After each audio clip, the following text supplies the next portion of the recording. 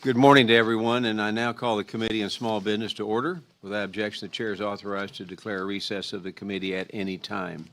I now recognize myself for my opening statement, and I want to welcome to today's hearing titled Defending Main Street, Combating the CCP Threats to American Small Businesses.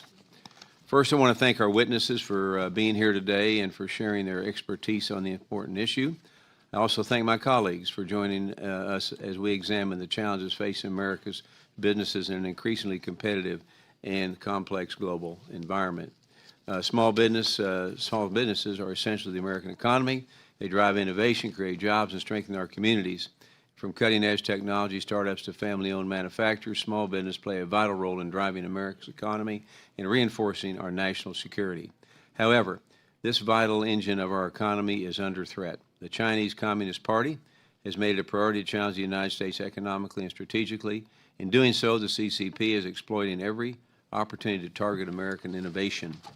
American entrepreneurs invest significant time, capital, and ingenuity into developing new products and technologies, yet far too often these innovations are stolen, replicated overseas, and sold at a lower cost, undermining the very business that created them. CCP-linked investments in small businesses also raise serious concerns. Many small businesses, particularly startups, rely on outside capital to grow and scale. But when the capital comes from entities tied directly or indirectly to foreign adversaries, sensitive technologies, and proprietary information risk being exposed and exploited. In some cases, these investments are structured in ways that obscure their true origin, making it difficult for entrepreneurs to identify the potential risk. Additionally, supply chain dependence on China continues to pose a serious threat, and for decades, American businesses outsourced production to China due to low labor costs. While this is efficient in the short term, it also creates significant risks, especially for small businesses that lack the resources and shift production or diversify suppliers. These challenges are not economic, they are matters of national security. Today's hearing is an opportunity to better understand how these threats impact small businesses and identify practical solutions. We must ensure that America's entrepreneurs have the tools they need to protect their innovations, secure trusted sources of capital, and build resilient supply chains.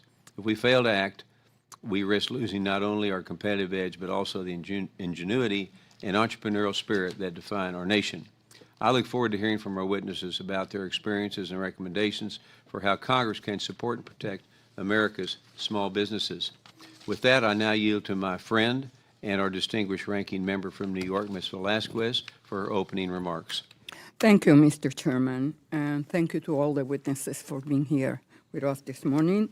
In March of 1942, just after our entry into the Second World War, the U.S. Army, citing an executive order signed by President Roosevelt and backed by a law passed by Congress, forced over 100,000 ethnically Japanese people on the West Coast, including U.S. citizens, into what even President Roosevelt himself called concentration camps. The Army was never required to prove that the Americans in the camps posed any threat to national security. In fact, no Japanese American was ever convicted of any act of sabotage during the war. Their mere ethnicity was enough in the eyes of the federal government and the media to imply disloyalty to the country they were born in, lived in, and worked in. Each family was given a week to register with the government, liquidate their homes and businesses, gather what they could carry, and report to assembly centers, often converted from outdoor racetracks and fairgrounds to wait to be sent to their assigned camp. Once shipped to their camps, prisoners were made to sleep in barracks and confined spaces with little privacy and quality of life, under the constant watch of snipers and armed guards. By the end of the war, 125,000 people, half of whom were children, had stayed in the camps. 84 years had passed since this deep injustice began. In 1988, President Reagan signed the Civil Liberties Act of 1988, apologizing for it and providing reparations to the victims of the camps. But I see alarming echoes of this injustice in our discourse surrounding China, echoes that are manifesting in this hearing. Let me be clear. The People's Republic of China is America's foremost strategic competitor. The practices it has employed to bolster its state-controlled firms, corner markets, and undermine free competition around the world are hurting America's technological leadership and small businesses. The federal government must do what it can to address these issues. That is why I proudly voted for the CHIPS and Science Act and the Inflation Reduction Act to set industrial policy strengthening the entire ecosystem of resources, tax incentives, ancillary businesses, and workforce development surrounding the domestic manufacturing of strategic technologies and critical components. Furthermore, multiple programs exist at the SBA and elsewhere in the federal government to bolster small businesses through capital access and technical assistance, which I have been pleased to support and strengthen throughout my tenure in Congress. That is also why I vehemently oppose the Trump administration's action to undermine this far-sighted investment and substitute them with broad, untargeted tariffs, mass deportation, DOGE cuts, and racism against immigrants and minorities. Not only are these actions morally bankrupt, but they are also necessary and undermine our national security and economy. It is entirely possible for the federal government to protect our national security without stepping into the slippery slope that is ethnic profiling. That means tackling complicated problems with nuanced solutions and examining policies based on their merits, not engaging in inflammatory messaging and fear-mongering against Americans and other people of Chinese ancestry.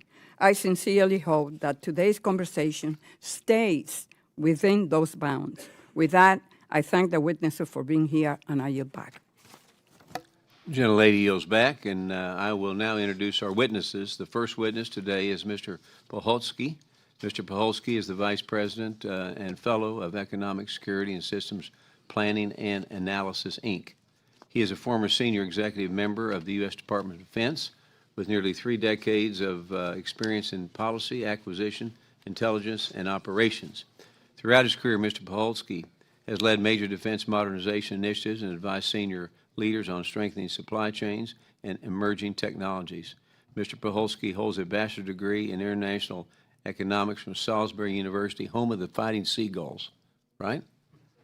And has completed advanced technologies at Defense Acquisition University, the Naval Postgraduate School, and the U.S. Army War College. Appreciate having you here today.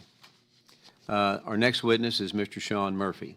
Mr. Murphy was founder of the Bison Blockchain, a long-scale Bitcoin mining company in Cheyenne, Wyoming. Bison Blockchain faced a takeover attempt by the CCP and ultimately secured a CFIUS divestment order. He is also the founder of Compassion. Earlier in the career, he was a researcher and a speaker on hemp, finance, and healthcare policy, making appearances at the White House, Congress, and major media outlets.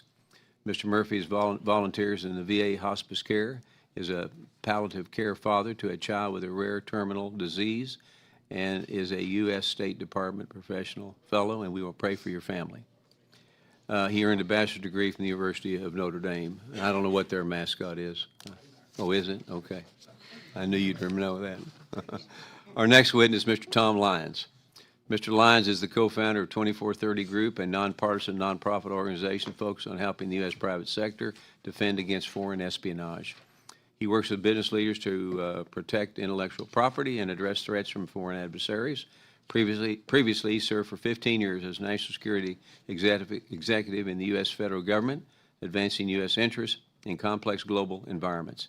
Mr. Lyon holds a Juris Doctor from the Catholic University of America and a degree in International Finance and German from Auburn University, home of the Tigers.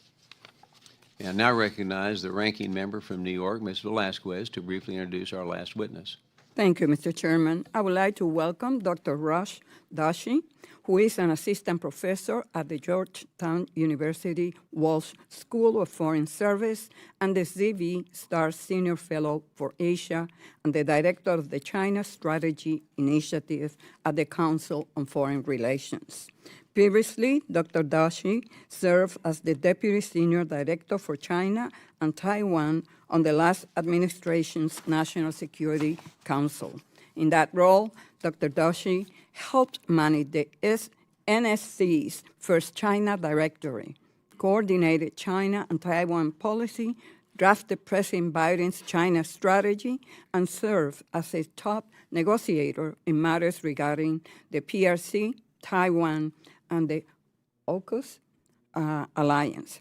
Dr. Doshi holds a bachelor's degree from Princeton and a PhD from Harvard. Welcome. Thank you for being here. Thank you. Thank you. We appreciate, again, all of you being here today. So before I recognize the witnesses, I'd like to remind them that their oral testimony is restricted to 5 minutes in length. You all have done that. We stick with that. If you see the light turn red in front of you, it means your 5 minutes have concluded, and you should wrap up your testimony. If you're still out there talking after 5, you're going to hear this. That means shut it down, okay? All right. So with that in mind, I now recognize Mr. Pahutski for his 5-minute opening remarks. Thank you, sir. The views expressed in this testimony are my own and do not necessarily reflect those of my employer. Chairman, ranking members, and members of the committee, thank you for the opportunity to testify today on the sophisticating and evolving actions of the Chinese Communist Party and the cascading impact those actions are having on America's small businesses, the industrial base, and the broader United States economy. This hearing reflects an important recognition. Small businesses are central to the United States' industrial capacity, innovation base, and long-term strategic advantage. The bottom line is clear. Protecting America's small business is not simply an economic issue, it is a national security imperative. Every large business started small. Many firms that will shape America's future manufacturing base, technological advantages, and small businesses today often operate within fewer resources and fewer protections. Protecting them means protecting America's long-term competitive advantage. In today's environment, economic security is national security. The United States' ability to innovate, produce, secure supply chains, and scale trusted capacity is directly tied to our ability to project power globally. The defense industrial base is a useful point of reference, but the line between it and the broader American industrial base continues to shrink. Technologies converge, dual-use applications often manifest over time, and software and other less tangible technologies operate across multiple domains and environments simultaneously. What appears purely commercial today may become critical to national security tomorrow. For that reason, these should be understood as codependent parts of the same national industrial ecosystem. The challenge is that the Communist Party of China links threats to small businesses rarely appear in only one form. They can emerge through investments, supply chain exposures, intellectual property theft, or commercial relationships that appear beneficial at first but create long-term strategic vulnerabilities. For many small businesses, the threat does not present itself as coercion. It presents itself as an opportunity. Small businesses are often among the most innovative actors in our economy. The examples are endless, but they are also among the least equipped to detect, deter, and counter national state threats. Many operate with limited capital, limited legal support, and little margin for error when promising opportunities carry hidden risk. When small business is compromised, the loss is not confined to a single firm. The spillover effects can be seen in reduced innovation, weakened resilience, and less trusted capacity for the whole of the economy. The greater concern is not simply the loss of any one single contract, company, or technology. It is the cumulative effect of allowing promising American firms to be weakened before they can fully scale, compete, and contribute to the nation's long-term economic and national security growth. That is how strategic erosion happens. That is how the CCP is doing it, quietly, incrementally, and often before national security implications are fully understood. The policy goal, in my view, should be straightforward: trusted growth, American advantage. That means helping small businesses recognize risk earlier and making it easier for them to choose trusted capital, trusted supply chains, and trusted partners. The central question is not whether we will respond after an American company has been compromised. It is whether we will act early enough to help the next generation of American innovators, manufacturers, and strategic suppliers grow on a trusted, secure, and competitive path from the start.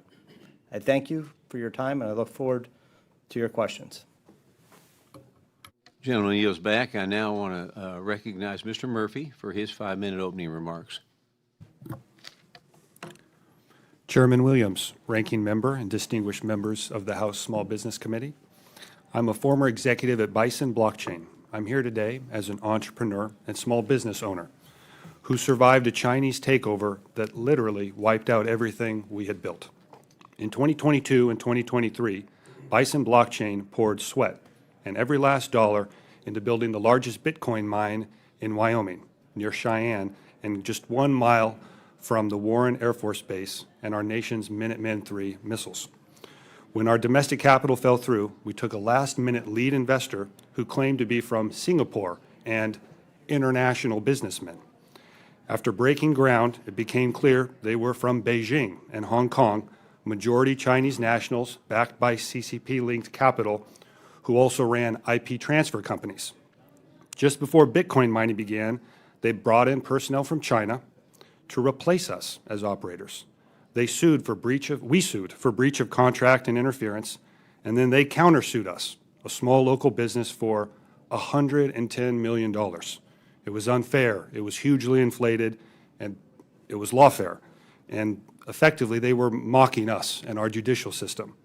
They hired 6 law firms, 2 in New York, 1 in Los Angeles, and 3 locally in Cheyenne.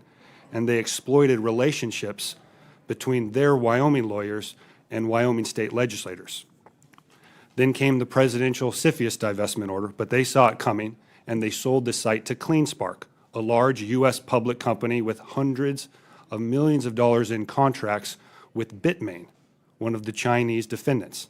Bitmain is now under investigation in Operation Red Sunset by the Department of Homeland Security. This wasn't competition.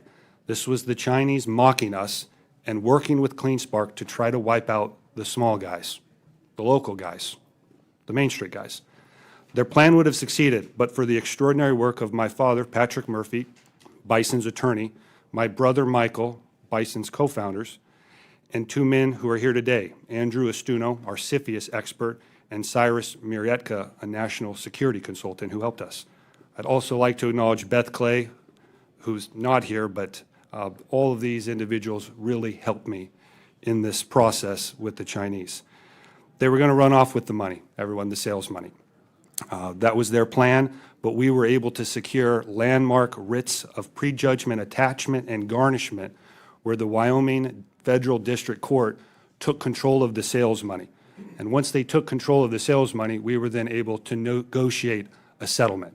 So effectively, we got money out and beat the Chinese. Who am I in all of this? I am a palliative father. My son battles a terminal illness, and I fight for his life every day. For 16 years, I've been a VA hospice volunteer, sitting at the bedside of dying warriors who've served this country, honoring the promise that no veteran dies alone. My advocacy for my son and veterans centers on palliative care and access to cannabinoids, rescheduling marijuana from Schedule 1 to Schedule 3 to unlock research and healing, especially for rare diseases. I'm also an advocate against child trafficking, and I implore you to stand against it at home and abroad. These realities made me something the Chinese did not anticipate in the lawfare, a father who had faced bigger, scarier dragons than them and their 16 lawyers. Being with my son and veterans, I realized we are not chemical beings to be pumped full of pharmaceuticals. We are electrical beings that need to be filled with light.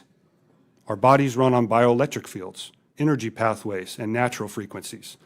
This is biology, that every cell has an electrical charge, every muscle movement, every heartbeat is the result of an electrical charge or discharge. The EKG and EEG medical tests are measuring electrical impulses in the heart and brain. As a palliative father, I tried everything else to help my son, only energetic medicine including sound and light therapies, brought him relief when nothing else did. And this is the next wave of healthcare, and the intellectual property behind it is pure gold. As a hospice volunteer, I've seen how rampant fraud and abuse in healthcare devastate patients and small businesses, from massive durable medical equipment overbilling in Florida to ghost hospice facilities in California, siphoning hundreds of millions, literally, from Medicare and Medicaid. These scams inflate taxes for every family, erode trust in legitimate services, and risk bankrupting these programs. And our adversaries, like the CCP, can and do exploit to weaken us economically from within. Lawfare and IP theft are a direct threat to Main Street, and we cannot allow any foreign country, especially the CCP, to do these things against American entrepreneurs, parents, and veterans. I've included 4 recommendations in my written testimony, and I urge your good consideration and action. Thank you for this opportunity to testify and tell my story. Gentleman yields back. I now recognize Mr. Lyons for his 5-minute opening remarks. Chairman Williams, Ranking Member Velasquez, members of the committee, thank you for this hearing. My name is Tom Lyons. I am a former CIA officer and the co-founder of 2430 Group, a nonprofit, nonpartisan organization that educates and defends U.S. innovation from nation-state economic espionage. I'm here because America's small businesses are under attack, and most of them do not know this. We've long characterized the CCP as a strategic competitor, but we need to ask ourselves whether their behavior is that of a competitor or that of a nation at war. These are 2 different things, and they prompt 2 different policy responses. I would offer this. In the book Unrestricted Warfare from 1999, 2 PLA colonels wrote that the future of conflict would be waged through economic subversion, technology theft, and the destruction of a rival's competitive advantage. The CCP recognizes that this kind of non-kinetic gray zone warfare against our companies, our research institutes, and our small businesses can be more effective than a kinetic war. In their own words, this is war, and we should take them at their word. When it comes to measuring the damage from this war, the numbers we hear about are dangerously incomplete. It's often cited from the IP Commission that we lose between $225 and $600 billion annually to economic espionage. Those numbers do not capture incidents like Apple abandoning the autonomous vehicle industry, in part because of PRC espionage, or one Google engineer walking out with the chip designs that power AI systems. It doesn't capture the metrics of the hundreds of companies that were never born because we lost the entire industry. America pioneered the solar energy, lithium batteries, drones, wind turbine industries, and China dominates all of these today. We invented the world's pharmaceutical innovations, but China today controls the key starter materials in all of our drugs. Production grinds to a halt if China restricts our supply chain. The real costs are the entire sectors of the U.S. economy that no longer exist. Stand back and look at the industries that China has targeted and currently dominates: energy, communication, logistics, medicine, advanced computing, steel. These are all foundational for winning any conflict. And it is not limited to critical technology. The same pattern plays out in agriculture, manufacturing, and consumer goods. If Apple, a $3 trillion company, could not protect its AV program, what chance does a small startup have? 1/3 of our small businesses rely on free antivirus software. 60% shut down within months of a major cyber attack. We've caught the big cases because those companies had cyber or counterintelligence measures in place, but most small companies do not. Small businesses make up 99% of the U.S. firms, and they employ nearly half of the workforce. They are the hub of American innovation, the engine of our economy, and the foundation of our ability to project force in any conflict. In China's unified economy, one company steals technology, a second will manufacture it, and a third will export it. Our legal system treats each as acting alone, however, so we miss the opportunity to hold this system accountable. As you know, American taxpayers have funded part of this effort through small business innovation grants or PPP loans going to PRC state-owned entities. We've subsidized our own long-term decline because we haven't had basic checks in place. American executives go to federal prison for price-fixing, insider trading, anti-competitive behavior, yet the PRC does this at a nation-state scale. What the PRC is doing goes beyond trade, diplomatic, or regulatory issues. They are exploiting our system, which was designed for good faith commercial actors. The playing field is simply unequal. I want to be clear, this fight is against the Chinese Communist Party. It is not against the Chinese people. Many Chinese nationals come here to escape the system. They are victims of CCP coercion themselves. Our response must be precise, targeting conduct, not targeting ethnicity. In my written testimony, we propose specific legislative initiatives, the centerpiece being the Foreign Economic Espionage Designation Act. In this case, the President would designate specific entities as foreign economic espionage organizations. It would then be a federal crime to knowingly accept compensation or material benefit from such a designated organization. This targets the so-called talent programs or the expert networks that incentivize theft across our industry. We also propose the Malign Foreign Interest Disclosure Act, requiring that any entity receiving material state support from a country of concern disclose that relationship publicly. American businesses deserve transparency in whom they're doing business with. We do not ask American citizens to wage war against foreign nation states. That's the government's job. But that is exactly what we are asking 33 million small businesses to do. If this is war, and it seems like the PLA has said as much, then the government must subsidize counterintelligence the same way we fund national defense. American industries face an existential threat from the CCP, and our small businesses are on the front lines with limited defenses, intelligence, and government support. The essential point is this: Main Street should not have to fight this alone. It's not an equal playing field. Thank you for the opportunity. Gentleman yields back. I now recognize Dr. Doshi for his 5-minute opening remarks. Thank you, Chairman Williams, Ranking Member Velasquez, and distinguished members of the committee. Appreciate the opportunity to testify today. My argument is simple. Our small businesses are critical to America's future in manufacturing and technology.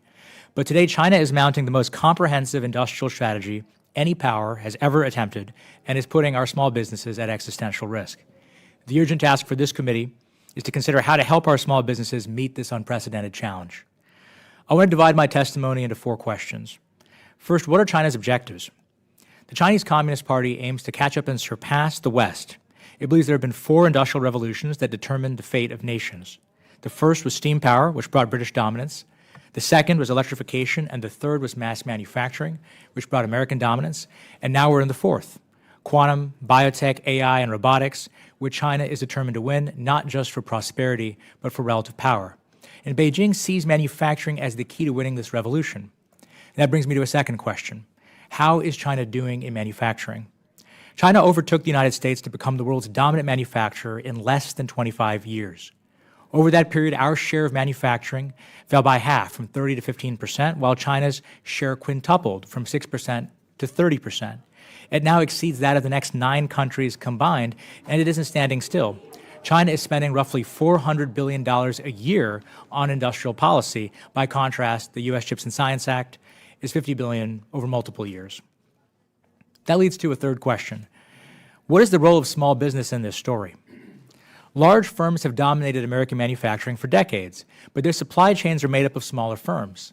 Today, small business is the path to American reindustrialization. Small businesses are the keepers of specialized manufacturing knowledge. They are the producers of precision components, tooling, and specialty materials. Take aerospace and defense. Roughly 70% of Beijing's Dreamliner comes from its smaller suppliers. Roughly 60% of all employment in that sector is small and mid-sized businesses. And the story is similar in other sectors too, like automotives. Now, China sees the value of small and medium enterprises. 10 years ago, when it launched its Made in China 2025 program to catch up and surpass the West in key sectors, it saw small business as part of the plan. So it launched the so-called Little Giants program to boost innovation, eliminate foreign suppliers, and create global competitors in high technology. That program is a competitive program, but once firms get in, once they get that Little Giants designation, they get access to an incredible package of loans, subsidies, state equity investments, expedited patent processing, university research support, streamlined stock market listings, and even offtake from SOEs and the government. Today, more than 17,000 Chinese firms have been designated Little Giants. 90% are in high-tech manufacturing, and some have grown into global titans, like Unitree Robotics. That is what our system is up against. Which leads to a fourth and final question. What do we do? The SBA has some powerful tools. In FY25, it guaranteed $45 billion in loans to more than 85,000 small businesses, the most in its history. But the truth is this is simply not enough to keep up with Beijing, and I'd like to offer a few proposals. First, China is going all in on research support, but we've let the programs that we use to support early-stage research lapse. Congress should immediately reauthorize the Small Business Innovation Research and the Small Business Technology Transfer programs. Second, China packages its benefits together and ties them to a certification program, whereas we launch often uncoordinated individual initiatives. We can change that. Congress can launch a certification program that provides a coordinated package, demand side, supply side, and regulatory support for our high-tech small companies. Third, China's little giants raised about $125 billion in the last few years from private sources, often with state support. Meanwhile, the first cohort of our SBIC Critical Tech program might raise $4 billion. Congress should scale up that kind of program. Fourth, Chinese manufacturers are able to access low-cost capital, including loans. To keep up, Congress should raise the number of loans, the loan cap, and the total appropriation for the SBA's new manufacturing access to revolving credit program. And fifth, China's little giants can draw on universities, state institutes, and SOEs for technical assistance. Our equivalent program has lapsed. Congress should restore the manufacturing extension partnership promptly. These are just a few recommendations, but the common thread through all of them is integration. The SBA has loans, equity vehicles, R&D programs, and technical assistance programs. What it lacks is a mechanism to deploy them together in a coordinated way. China built that kind of program, and it's working. This committee has the tools and the jurisdiction to build the American equivalent. Thank you for your time, and I look forward to your questions. The gentleman yields back, and we will now move to the member questions under the 5-minute rule. I recognize myself for 5 minutes. Mr. Murphy, as a small business owner, you were directly involved in a dispute with Chinese-controlled entity that ultimately forced your company out of its own project. You mentioned that. Can you walk us through how that situation unfolded and what warning signs, if any, you now recognize maybe in hindsight? Yes, thank you, Mr. Chairman, members of the committee. There were warning signs, but all of this was under a prevailing need for expediency. We had secured through an RFP process contracts to electrical power, and that's what you need to mine Bitcoin is a lot of electrical power. And our lead investors fell through. We had raised $3 million, but we needed a lot more to build out the project. So we had this quick need to secure the capital to execute the project. And we ultimately, for lack of a better term, got in bed financially with these Chinese partners. So the first one was the diligence. We did not have time. And the nature of the capital need was expedient. Like we had to execute on this or we would have lost the power contract. So there's the due diligence piece that could have, should have been better, but it wasn't because things had to move quickly. And then second, as things devolved and that played itself out, was the nature of the lawfare. And they were mobilized, they were strategic, and they knew what they were doing in hiring all of these lawyers and law firms at national and local levels to crush us under legal fees. So it was really those two. It was the upfront things that could have, should have been different, but it was so quick we couldn't do it differently. And then as things played out, there was nowhere to go as a small business when the lawfare was happening. There wasn't a congressional, there was no federal mechanism in that, or we weren't aware of it. We were just the small business left to duke it out. And I don't know how that would be solved. There's some possibilities, but that was the difficult spot once it came to that, Mr. Chairman. Thank you. Mr. Pahutski, capital is the lifeblood of small business, so we all know that, and many rely on alternative investments to scale, but may not have the resources to fully vet investors. So my question to you would be, how can we help small businesses identify and avoid the investments from entities with ties to foreign adversaries, particularly those connected to the CCP?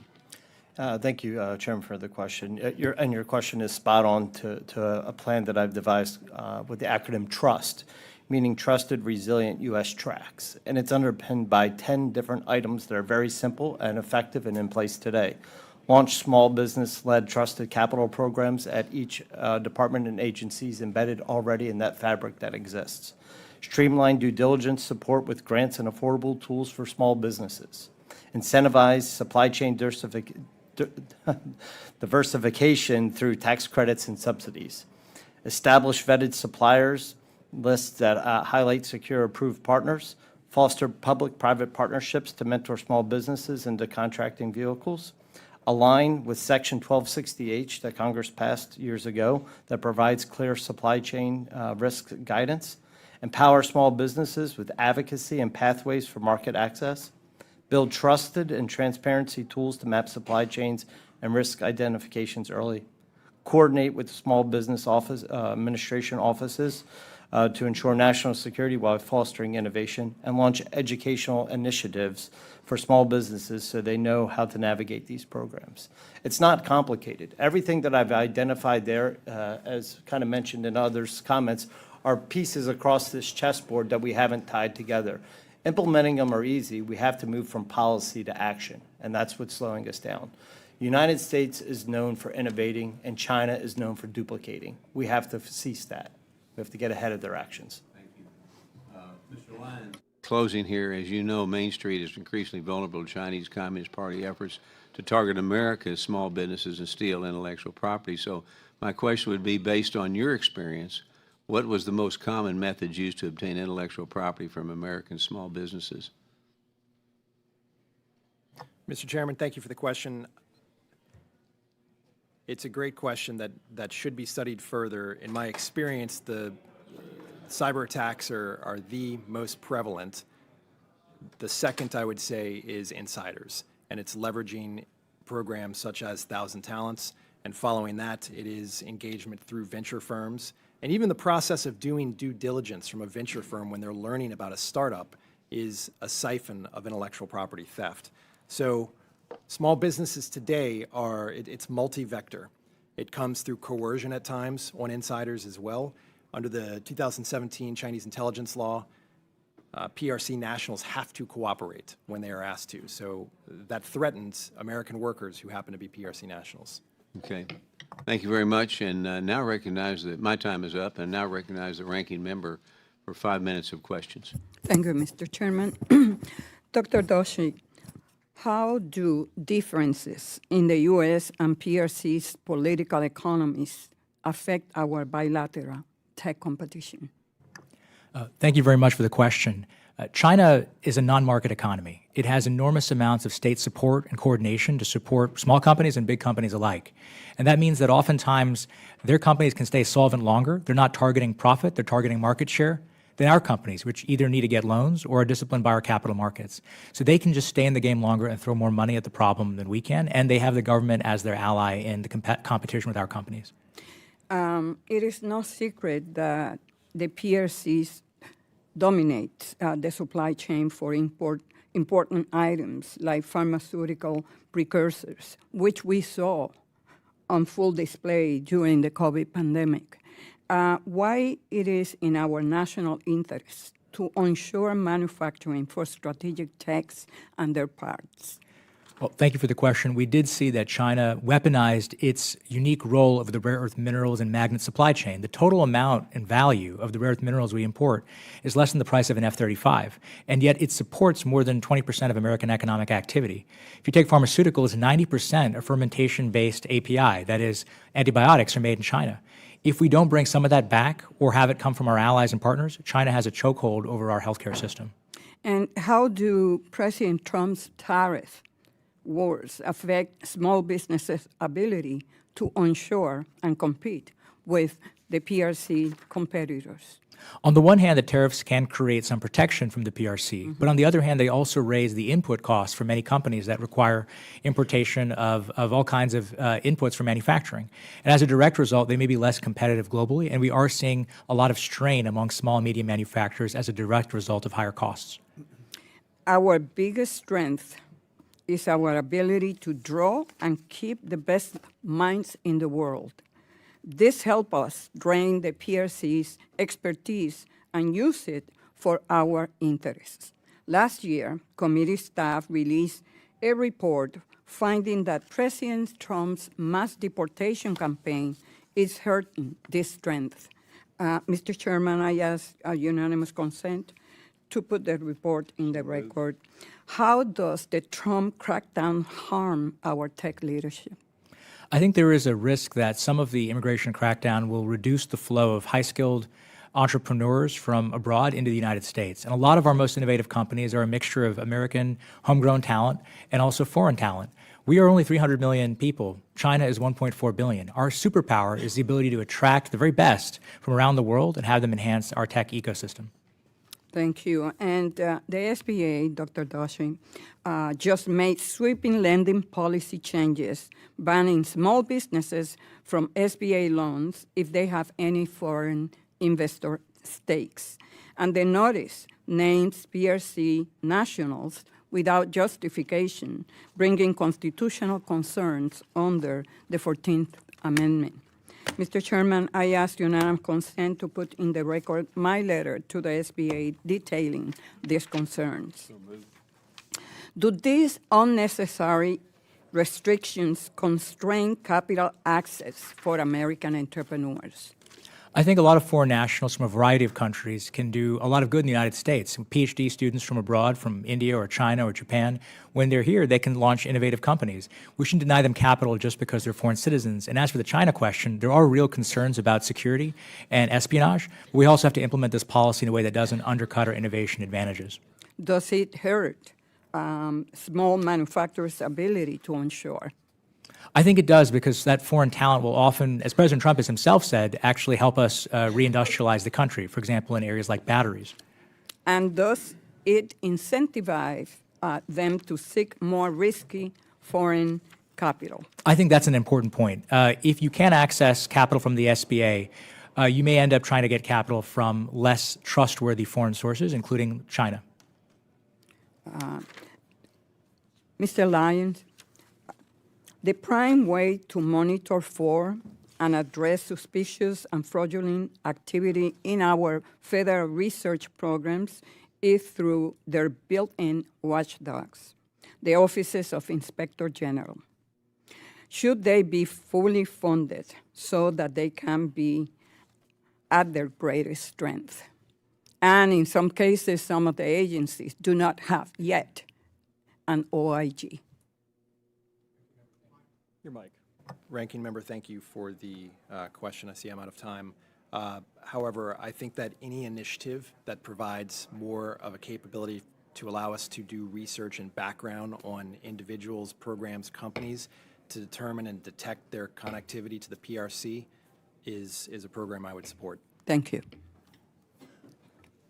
Gentlelady yields back. I now recognize Mr. Muser from the great state of Pennsylvania for 5 minutes. Thank you, Chairman. Thank you all. Very compelling testimony. Just to start out, let's face it, the advantage that was provided over a 20-year period to China's products being shipped into the U.S. versus where we are today, very much thanks to the courage of President Trump to rethink tariffs and focus on fair trade, not just free trade, has more advantages and benefits than negatives. That being said, this is some real serious conversation taking place here. I'm not new to it. I got a relatively extensive business background on the international front as well. But what I'm interested in hearing from you all is, what can Congress do? So many of you have outlined this in your testimony. I mean, in real terms, advice on recognizing the risk beforehand, so we could hopefully share that with in our promotion communications. And once you are under attack or being injured or harmed, who are you going to? Who in our federal government, state government? Is it FinCEN? Who's helping you? The DOJ, the SBA, the FBI? I mean, you know, you're really under significant assault, Mr. Murphy, with your business and others. So, Mr. Pahutski, let me just start with you. Can you, and you were outlining, and we really want to get those 10 items that you had, as well as the 4 that you included in your testimony. But what can Congress do, and perhaps advice on recognizing, if you would? So I think it starts with accountability, right? The executive branch has the authorities to execute the intent and everything that's been discussed here, but shifting away from offices that concentrate on small business as policymakers and shifting that to action doers, right? When instances occur like Mr. Murphy's, they need advocacy at the point of the problem, and that's a long problem span, right? Far left is, hey, where can I find trusted capital? Right? If you're working with the DOD or the DOE, potentially in his instance, that would have an advocacy role, they should have a list of trusted providers, of capital providers that he could have access to, so he doesn't have to guess and blindly navigate that course. That was a policy and an instrument that had started in the DoD that I was familiar with about 8 years ago and has slowed, right? That's something that needs to pick up pace. And it's not slowed during the current administration. It's slowed over time because it's lost priority and focus to other things. But having trusted capital programs do an amazing job to avoid what he did. The other part I'd advocate for is understanding the supply chains, right? If you're not being bartered and traded through trusted capital to undermine your company, it's through the supply chains that make you less attractive to the DoD or other institutions that you'd work with, right? So illuminating those supply chains, not just identifying the bad ones, but providing lists of trusted vendors and sources is also a critical step in this. That's great. I have limited time. Mr. Yes. Murphy, what would you say, what sort of help would you would like to have had from the federal government? And what else could Congress do? Yes, thank you, Mr. Chairman, and to you, Representative. The big thing from the onset was we didn't even think about the SBA as an option for capital. It never, Understood. why would we get a loan? So having hybrid and equity options that are meaningful. So for a business like ours, we needed $10 to $15 million to secure the project. We'd already raised millions, but we needed more. So it's that hybrid and equity option at larger amounts. And that was what really led to my recommendation of thinking, we're doing this in critical technology, really primarily defense right now. I think it's the SBIC Critical Technology Initiative. Okay. There's a good amount of capital there, but there's nothing in healthcare, right? There's nothing in these parallel industries that helps us access that. And then the other piece with the lawfare, I have a few notes here, things like debarment or sanctions, but tricky in the middle of the litigation, or fast-tracking relief in some way to DOJ or Commerce or the trade representative. But once it got to the point of the lawfare, it was hard for Congress or this body to really help us. We were in the judiciary. Yeah. All right, thank you. Mr. Lyons, somewhat the same question, if you could respond relatively quickly. And by the way, Mr. Doshi, your testimony was outstanding. All your testimonies, I want to make sure I get to the right people at the SBA. Your information is really, really critical to our economy. But go ahead, Mr. Lyons. I get 5 seconds. I would commend Congress for recently passing the SBIR reauthorization, which includes due diligence standards in there. That's an immediate thing. SBA should have funding to provide threat briefings to small businesses. The biggest problem today is that most companies are simply unaware of this issue. Also, states like California prevent due diligence from occurring without providing that diligence to. My time has run out. I yield back. Thank you, Mr. Chairman. Gentleman yields back. I now recognize Mr. McGarvey from the great state of Kentucky for 5 minutes. Thank you, Mr. Chairman, and thank you for having this really important hearing today, and to our witnesses for joining us. I'm going to start with you, Mr. Pahutski. Your business has been active in SBIR, STTR since 1988, and not just active, but I mean received tons of awards, I think something like 30 awards or more through the program. And just how have you seen this vital program support small businesses and promote American innovation? I want to be careful on my testimony because I'm not representing my company nor the awards that they have received through fair and competition. But systems planning and analysis broadly is considered an expert in the industry, understanding exactly where threat vectors are coming from and how to provide that strategic counsel and advice back to the government to avoid things left of launch, if you would, that Mr. Murphy and other Americans have experienced. Yeah, no, I appreciate that. And this is an example of sometimes, you know, if you're watching this place from afar, you think the fights are between Democrats and Republicans oftentimes. And sometimes in this place, fights come between the House and the Senate. And this is an example of where the House, all of our colleagues here, took this incredibly important program, SBIR, STTR, passed it, and then it was not just the Senate Republicans, really it was one Republican senator with a bone to pick that held this entire process up. And now it's effectively been shuttered for 6 months. So they finally came to their senses over there on the other side of the Capitol and reopened the program. But of course, now that we've passed the bill out of both chambers, the president has said he is not going to sign any more legislation until the SAVE Act is passed. So this important work remains on hold. And I just say it's important work Because as we have this conversation, this really, really important conversation, Mr. Lyons, I appreciate a lot of what you had to say about the threat that the PRC and the CCP is posing to Americans, to America, and in particular, American business interests.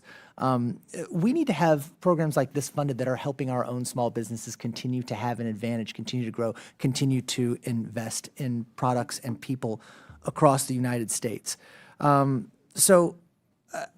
We need the president to sign this. We need our small business to get help. We all need to work on this. And I just want to, end on a little point. Dr. Doshi, is it easier to address how China is harming our small businesses from IP theft, from coercion, from manipulation, if we go it alone or if we go at it with our allies?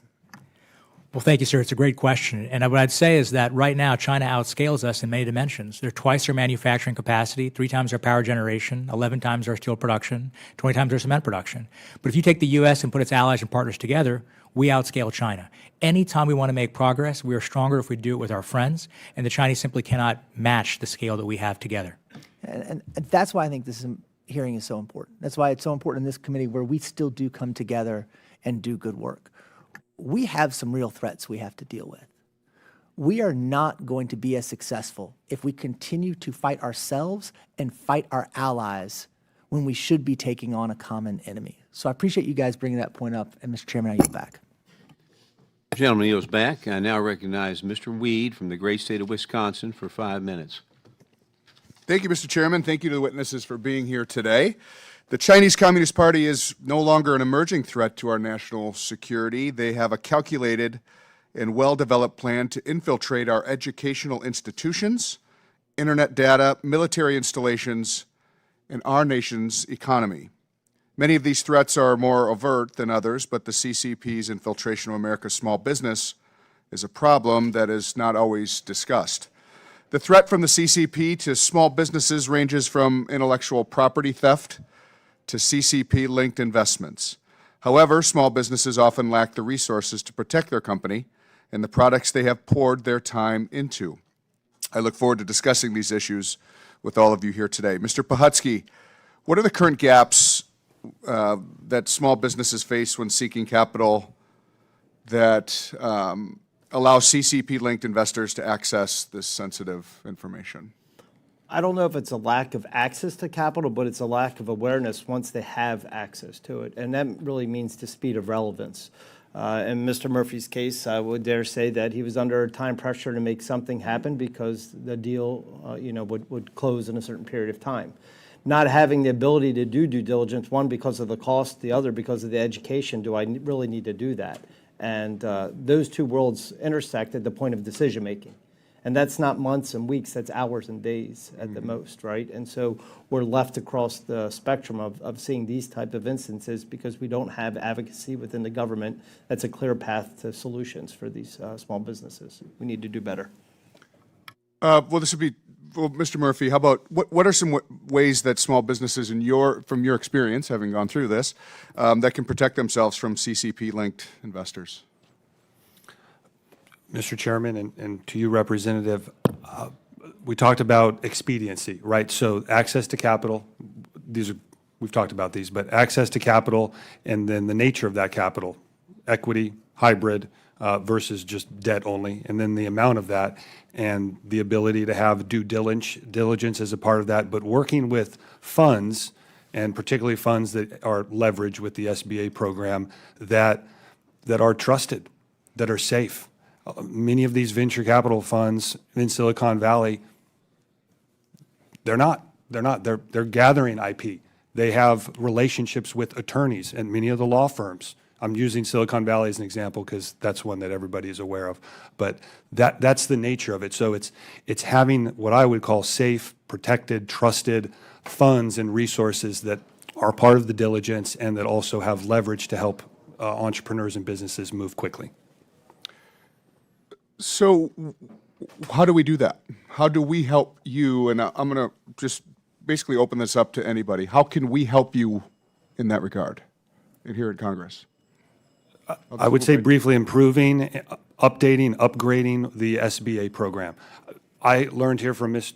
Pahutski that there are actual offices, like there's a Department of Energy SBA office. We didn't know that. That would have helped to know. But working and moving capital and options to apply for that into the agencies to help it move quicker. Mr. Lyons, Thank you, sir. I do think awareness is a big part of this. I also think that state laws create a discrepancy in being able to actually conduct things like due diligence. And I brought up briefly the California statute, not picking on California. It's just we come across a lot of companies based in California, and the statutes are currently favored towards privacy versus background research on people. And when you're running a critical technology like AI or quantum, where it makes a difference, it is a zero-sum game, we need to be able to facilitate that. So I think federal preemption on that issue, but also federal tax credits to allow companies and small businesses to do this would be important. Mr. Doshi? Thank you, Congressman. I'll just offer 2 quick points. First, we have to protect ourselves, which means that I think we need to strengthen due diligence. That in turn means that we basically should think about Corporate Transparency Act, beneficial ownership, because knowing who ultimately owns some of these companies that are investing in the U.S. is critical, and that's the hard part of due diligence. We can fix that, and it also, by the way, will help combat fentanyl and money laundering. The second thing we should do is promote, and that's access to more capital from the SBA for our high-tech companies. Promote and protect together are the way we do this. Thank you, sir. All right, thank you, witnesses, for being here today. I yield back. The gentleman yields back. I now recognize Ms. Simon from the great state of California for 5 minutes. Thank you, and thank you all. Today has actually been extremely informative. I have a question for Dr. Doshi. So last week, the House sent a bipartisan Small Business Innovation and Economic Security Act. And the act, as you know, it reauthorizes small business innovation and research and small business technology transfer programs to the president's desk for signature. I am curious, what's the significance of these programs on tech leadership, our tech leadership? Thank you, Congresswoman. The SBIR program, as I recall, has done over $70 billion in loans over the last 40 years almost, including many iconic American companies that have benefited. Right now, the Chinese are putting billions and billions and billions into their small companies. The fact that we've had a 6-month lag, and hopefully that'll be cleared up very soon, puts us at a significant competitive disadvantage when it comes to small businesses relative to China. Yes, ma'am, a competitive disadvantage. Can you say more? Absolutely. I mean, right now, the Chinese small companies, the so-called little giants companies, are able to access tens, if not more, billions of dollars in low-cost capital. The fact that our program is paused means that every small company in China that wants to win in manufacturing has yet another advantage now over us, which is access to cheaper funding. And just so the public understands, these small Chinese companies are able to access this capital from the party. So they're able to get it from— Where are they getting it from? Yes, ma'am, from the state and as well from the private sector with the state backing it. And so right now we're pushing pause and the Chinese are pushing go through multiple funding channels. So should this act be signed by the president, we have no idea what that implementation would look like. So what are tech companies and leaders and innovators doing in the WIM while they wait? Well, for small companies, access to capital is a challenge, especially now with so much capital going to the data center build-out. That's crowding out capital for smaller companies. Right. So as we hear, they have to take capital from less trustworthy sources. They have to take it on less preferential terms. They may have to give up more equity, take more dilution. That's not great. And one of the great things about the SBA program is it doesn't do any of that. It's not dilutive, for example. So we should get that program restored. Otherwise, companies may make poor choices for the long-term competitiveness. Now, in lieu of who knows what that calendar will be and when the act will be signed by the president, we hope it will be. Any advice to this committee on how to push the conversation forward? Well, I think hearings like this one are useful because I do hear some bipartisan support for the idea that our small companies need low-cost, non-dilutive capital to lead in high tech. That's a view I think most Americans would support.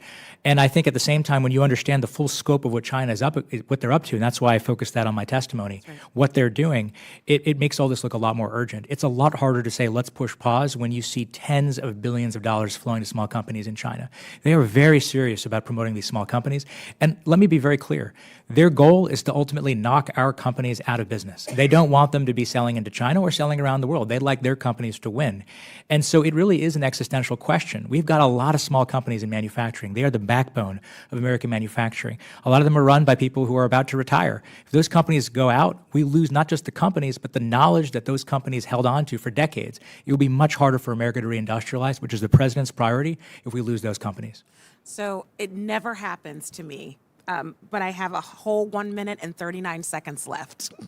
And I know a lot of my colleagues are in other hearings. This hearing, as our chair mentioned, is literally on top of a number of other hearings on the floor today. So if you could, Dr. Doshi, for the next 35 seconds, and I'll yield my time back to the ranking member, I would love, I know other members had other questions for you. So are there other thoughts that you would like to extend to the committee? Yes, ma'am. I think the last thing I'll say is that one of the things that China's done very well is it's packaged a lot of these benefits together. Supply-side benefits, demand-side benefits, regulatory benefits. It makes it much easier for companies to have a one-stop shop. The Taiwan Economic Ministry does the same thing, by the way. So a lot of our competitors, a lot of our allies have programs that are very integrated. Presenting a package of goods, a package of benefits to these companies, it's not all about spending money, can make their lives easier and can make it so that they're more competitive. That's how the Chinese do it. It's, again, how our allies do it. It's how we can do it, too. And I think we should think about the SBA having a credentialing program for high technology companies so we can better incentivize the flow of capital. And think about this, a company that gets that designation, as in China, will be a much safer bet for the private capital markets too. I think we can do that. Thank you, sir. I appreciate all of you. I'll yield my time, my whole 30 seconds back to the ranking member. Thank you, ma'am. Thank you. Gentleman yields back. Ranking member has nothing. I now recognize Ms. King-Hines from the Northern Mariana Islands for 5 minutes.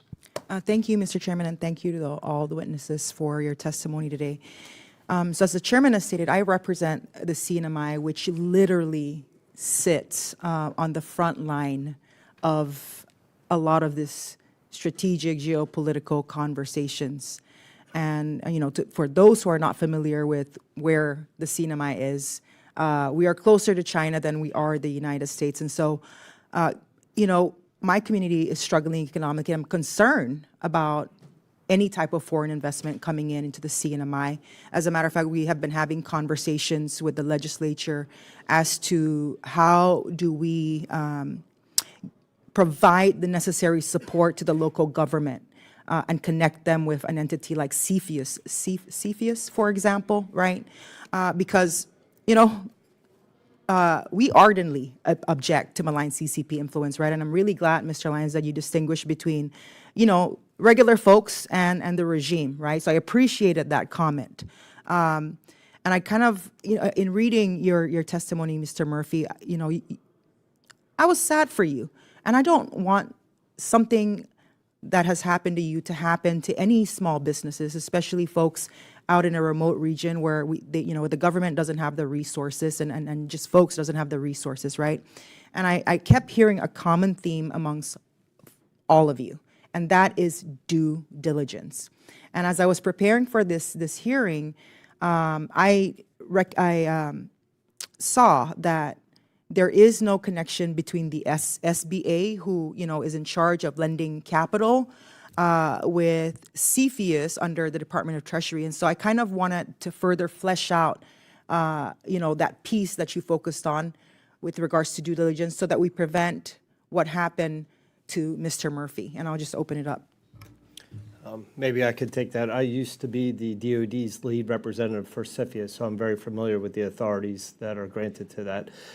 That is not, I would say, the appropriate tool at that part of the spectrum. CFIUS is typically reactionary to some degree because those transactions are being brought. The problem is well left of that. It's when we talked about when small businesses are faced with capital decision, partner relationships, equity decisions.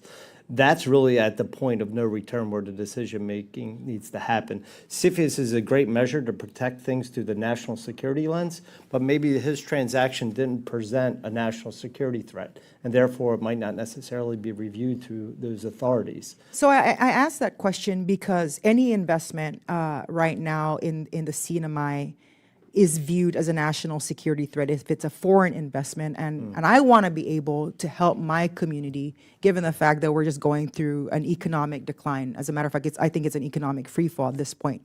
And so I think you're absolutely right that CFIUS is reactive. How do we change it and so that we ensure that what happened to Mr. Murphy doesn't happen? Because CFIUS is the arm of the federal government that's supposed to review foreign investments for national security risks.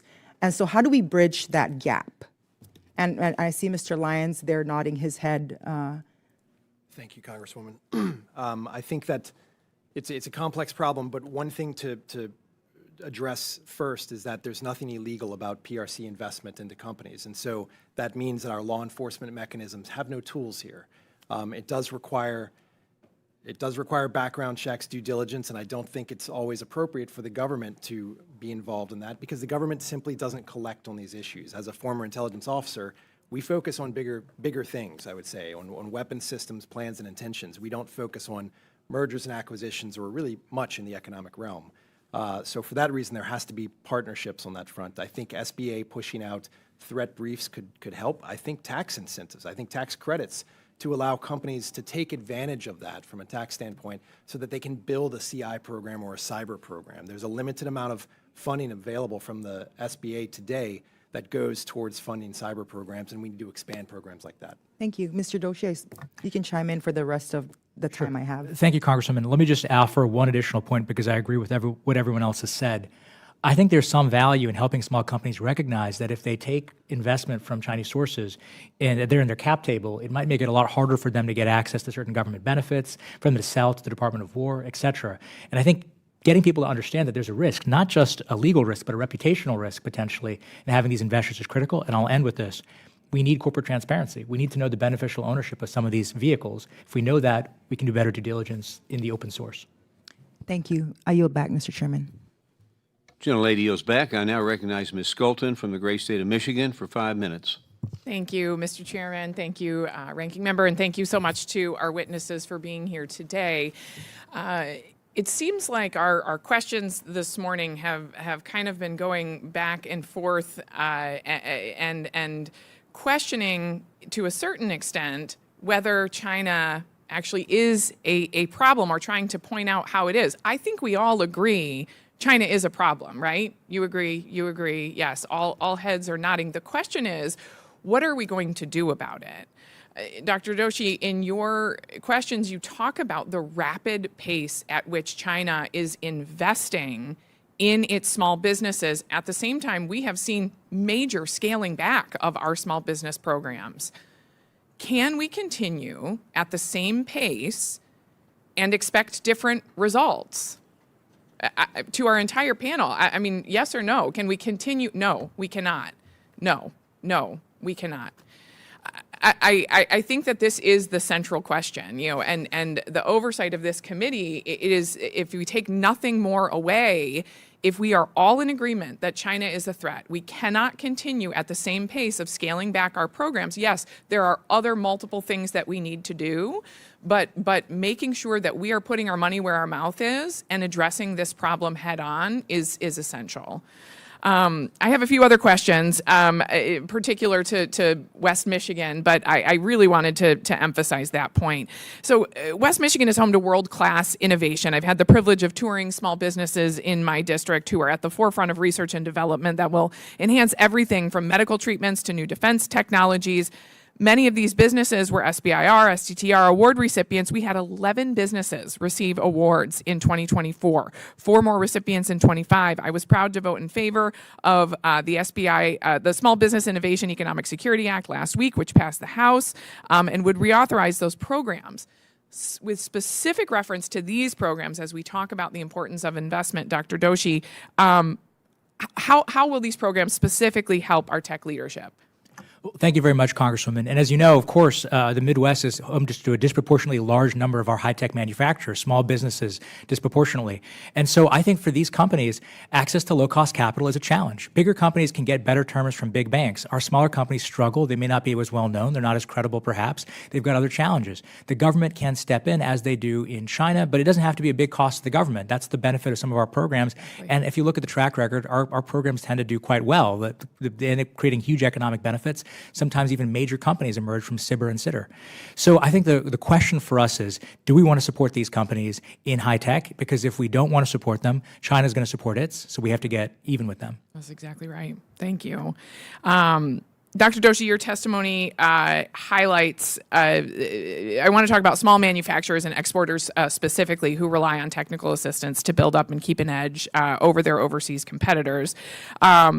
the MEP program, my district has benefited significantly from the state's work there. The Michigan Manufacturing Technology Center, in addition, in the past 3 years, MMTC has assisted 145 manufacturing companies just in my district alone. 145, impacting over 16,000 employees. I mean, the impact is just so huge. And I know Michigan is, a little outsized there with our huge auto manufacturing sector, but this is a big deal to us.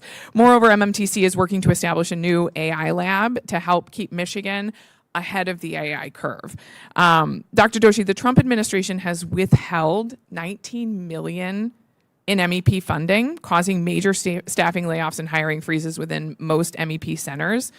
How is this harmful to our domestic manufacturers? Almost goes without saying, but we're here to take the testimony today, so please do say it. Well, thank you, Congresswoman. I think it's disastrous. I mean, a lot of these programs are now seriously damaged. It'll take months, if not years, for them to scale back up again. I'm not really sure why. The president is very committed to reindustrialization. His team believes in reindustrialization. I think probably somewhere there's been a disconnect, and the team that he has that cares about this should make sure that these programs have the money that they need, because the Chinese are investing, right? They do technical assistance, and we don't. They do technical assistance from their SOEs, from the universities, state research centers on an industrial scale, and we shouldn't pause ours. As a state that is also home to some of the leading universities in the country, I worry about the brain drain, not from people leaving this country necessarily, but from not pursuing these advanced degrees in technology because they're not seeing the opportunity for themselves there as well. So thank you. I'm out of time. I thank you all for your testimony today. It's been incredibly helpful. Mr. Lyman especially appreciated some of your remarks. So thank you, Mr. Lyons. Excuse me. Yeah, thank you. Yield back. Gentlelady yields back, and I think we have any more here in the hearing. I'd like to thank our witnesses. This has been a great hearing, and it's a bipartisan subject we all agree with on 99%, I'm sure, maybe even better. But without objection, members have 5 legislative days to submit additional materials and written questions for the witnesses to the chair. And before I finish that, somebody from California just walked in. California time. You will see another hearing. Yeah, and I yield to the gentleman from California.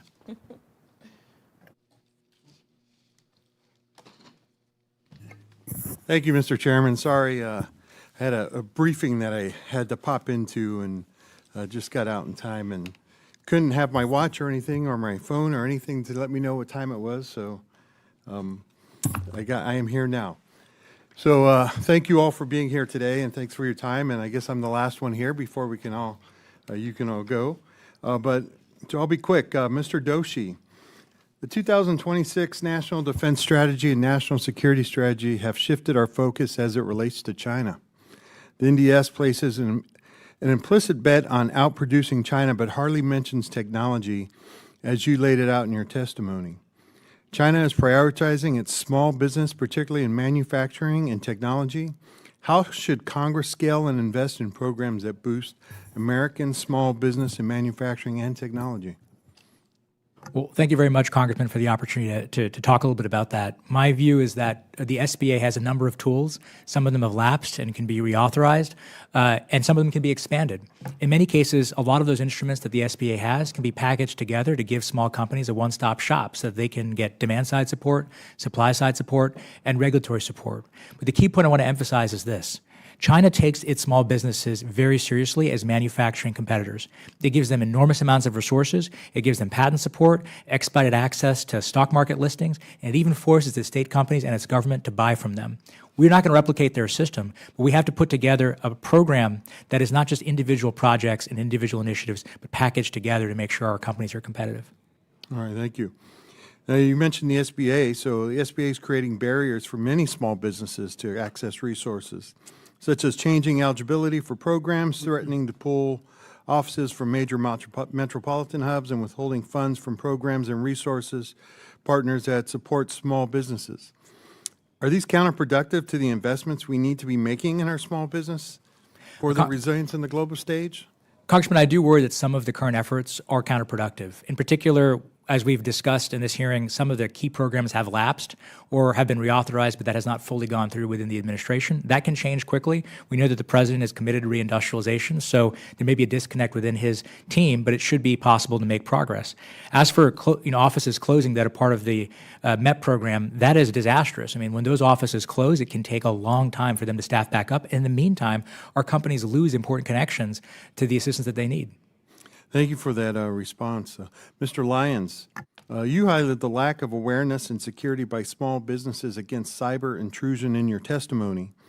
If a small business wanted to improve their cybersecurity, what federal education, legal, or technological resources are available to them? Thank you, Congressman, for the question. I think that the SBA has a cyber program that allows small businesses to take advantage of some subsidized offerings there. I think that should be expanded. I think that CISA also puts out routinely updated information regarding how small businesses can protect themselves. A lot of this is free. A lot of this, I think their tax credits would help bolster defense and bolster awareness, but a lot of this is also out there on sites like CISA or the NCSC.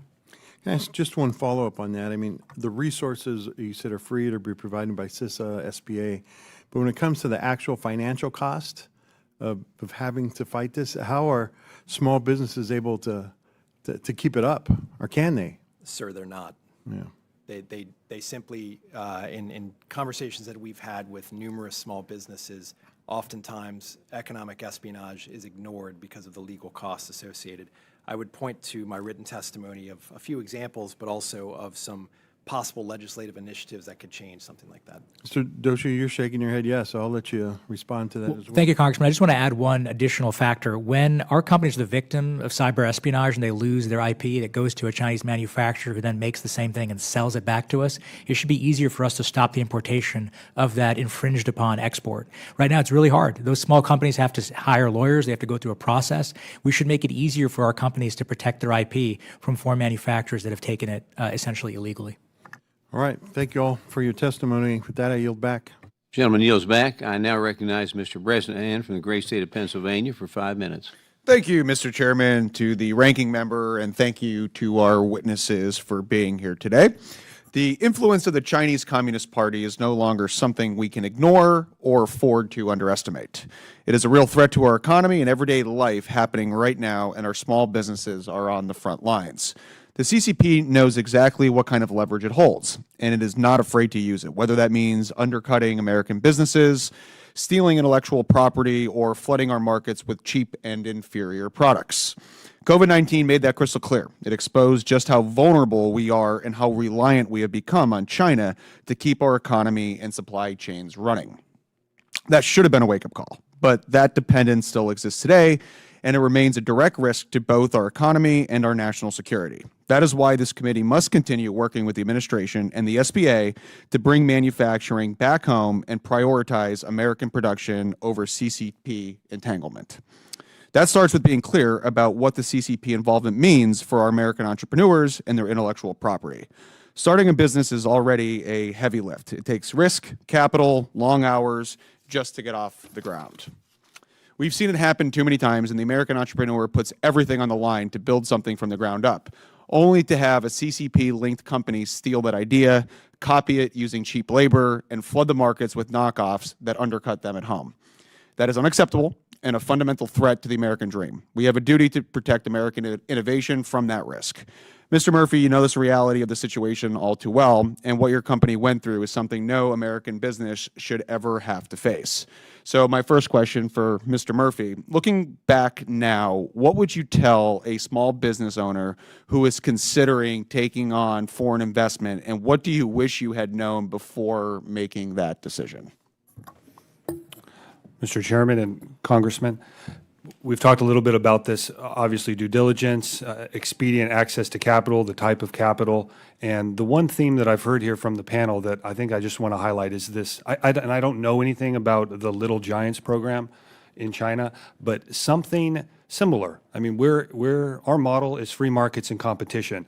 It's not outside of our SBA to have a packaged up competing program where an entrepreneur or business like mine can feel confident and empowered to go to the SBA and have this package of diligence, access to capital, trusted, vetted capital partners, and the like.